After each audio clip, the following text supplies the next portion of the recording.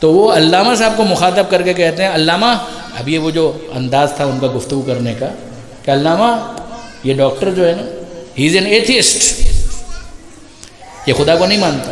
ارے کہاں صاحب، آپ ان کے علاج کے لیے ان کو لے کر آئیں، یہ کہاں دوسری کہانی آپ لے کر بیٹھ گئے؟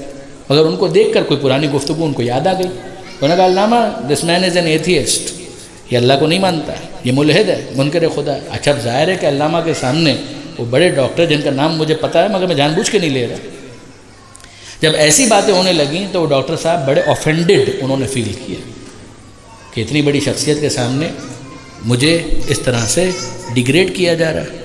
تو انہوں نے کہا کہ نہیں علامہ صاحب دس از ناٹ دا کیس، ایسا نہیں ہے کہ میں اللہ کو نہیں مانتا، میں اللہ کو تو مانتا ہوں، مگر بعض چیزیں ایسی ہیں جو اسلام کی مجھے سمجھ میں نہیں آتی۔ اچھا علامہ صاحب بیمار ہیں اور بحث کچھ اور شروع ہو گئی کہ علامہ صاحب بعض چیزیں ایسی ہیں جو اسلام کی مجھے سمجھ میں نہیں آتی۔ تو علامہ صاحب نے کہا کہ فرمائیے کیا چیز آپ کو سمجھ میں نہیں آتی؟ کہا کہ مثال کے طور پر آپ اسی کو لیجئے کہ اگر خدا کو روزانہ کی 5 نمازیں چاہیے تو بس 5 نمازیں مانگ لے۔ اب یہ کیا کہ فجر میں 2 پڑھو، پھر ظہر میں 4 پڑھو، پھر عصر کی 4 پڑھو، پھر رات آئے تو مغرب کی 3 پڑھو، پھر عشاء کی 4 پڑھو۔ بھائی خدا کو اگر 17 رکعت نماز چاہیے تو پروردگار عالم کہہ دے کہ بھائی 17 رکعت کبھی بھی دن میں پڑھ دیا کرو، اللہ اللہ خیر صلی اللہ۔ یا 5 نمازیں چاہیے تو صبح پڑھو، دوپہر پڑھو، شام میں پڑھو، رات میں پڑھو، جب تمہیں ٹائم مل جائے تو تم 5 نمازیں پڑھ لو۔ اب یہ کیا کہ رات کو اچھے بھلے سوئے ہوئے ہیں، نیند خراب کرنے اور اس کے بعد اٹھ رہے ہیں 2 رکعت نماز پڑھنے کے، پھر اس کے بعد دوپہر کے وقت دھندے کا ٹائم ہے، کاروبار کا، تجارت کر رہے ہیں اور ایسے میں حکم آ گیا پھر ظہر کی 4 رکعت نماز پڑھو۔ اگر خدا کو نمازیں چاہیے تو ٹھیک ہے، 5 نمازیں کبھی بھی ہم پڑھ لیں، وہ قبول کر لیں، بات ختم۔ اب جتنے افراد وہاں پر موجود تھے ان میں سے ایک وہ روایت کرتے ہیں، وہ کہتے ہیں کہ ہم سب توقع کر رہے تھے کہ اب دیکھیں کہ علامہ صاحب اس کا کیا جواب دیتے ہیں۔ آپ سب جانتے ہیں کہ علامہ طالب جوہری صاحب حاضر جواب، تو سب ایکسپیکٹ کر رہے تھے کہ اب ذرا دیکھیں توقع کیا جواب دیتے ہیں۔ علامہ طالب جوہری صاحب نے کوئی جواب نہیں دیا۔ یہ وہ پنچ لائن ہے کہ کوئی جواب نہیں۔ کیا مطلب کہ ہر بات کا اسی وقت جواب دینا ضروری نہیں ہوتا۔ تو انہوں نے کیا کیا؟ انہوں نے کہا کہ اچھا چھوڑیے ان باتوں کو، ابھی تو میں بیمار ہوں، میرا علاج کیجئے، دیکھیے میرا معائنہ تو کریں کہ میری بیماری کیا ہے۔ تو ڈاکٹر صاحب نے کہا کہ ہاں وہ تو اب رحمانی صاحب نے یہ موضوع چھیڑ دیا، اس کی وجہ سے ہم دوسری طرف چلے گئے۔ ہاں بتائیے علامہ صاحب آپ کی طبیعت کو کیا ہوا؟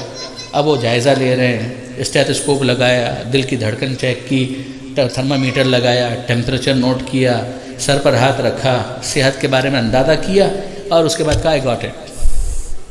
علامہ صاحب سمجھ میں آ گیا کہ آپ کی بیماری کی نوعیت کیا ہے، میں بالکل سمجھ گیا۔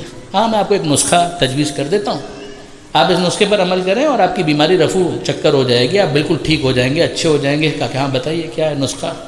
تو اب وہ نسخہ لکھ رہے ہیں کہ علامہ صاحب یہ 2 گولیاں ہیں کہ جو صبح کو آپ کو کھانی ہیں،